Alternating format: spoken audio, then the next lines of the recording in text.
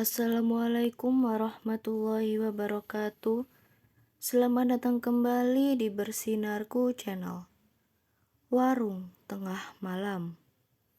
Di sebuah desa yang dikelilingi hutan lebat, ada cerita tentang warung makan misterius yang hanya muncul saat tengah malam. Warung itu tidak pernah terlihat di siang hari, dan penduduk desa jarang berbicara tentangnya. Mereka yang pernah masuk ke warung itu hampir tidak pernah kembali, atau jika kembali, mereka berubah. Rian, seorang pemuda yang baru kembali ke desa setelah merantau, mendengar cerita tentang warung tersebut dari teman masa kecilnya, Adi. Namun Rian hanya tertawa. Mana mungkin warung makan bisa muncul begitu saja? Itu pasti hanya cerita buat nakut-nakutin anak kecil, katanya. Adi memperingatkan Rian untuk tidak main-main, tetapi Rian keras kepala. Malam itu dia memutuskan untuk membuktikan bahwa cerita itu hanyalah tahayul.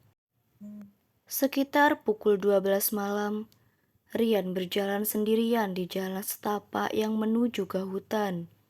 Suasana begitu sunyi, hanya suara jangkrik dan desiran angin yang menemani. Tiba-tiba di ujung jalan, ia melihat cahaya redup.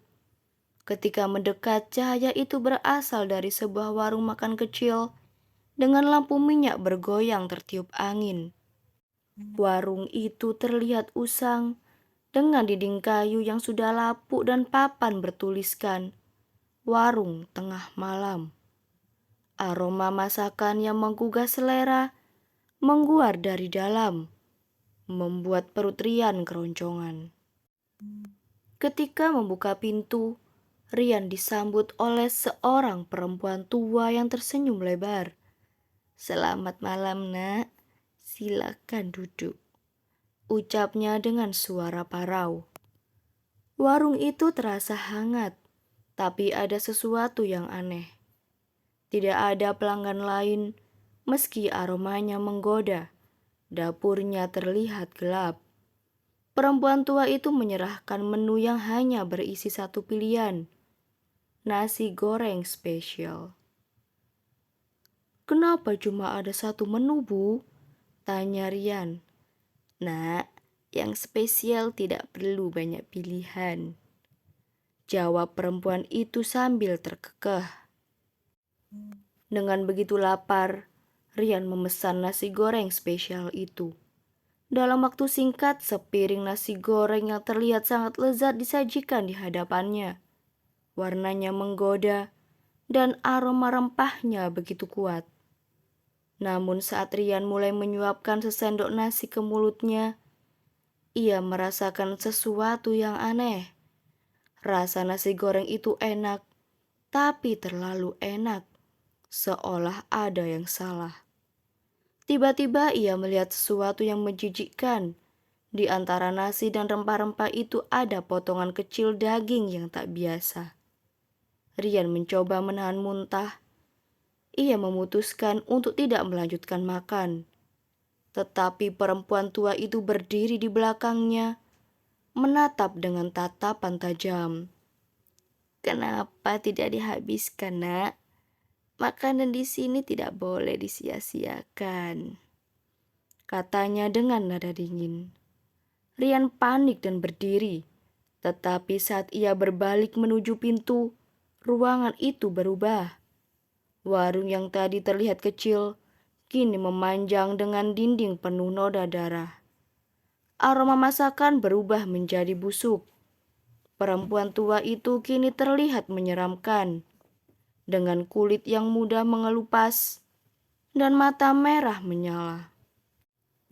"Semua yang makan di sini harus membayar," ucap perempuan itu sambil menunjuk ke papan di sudut ruangan.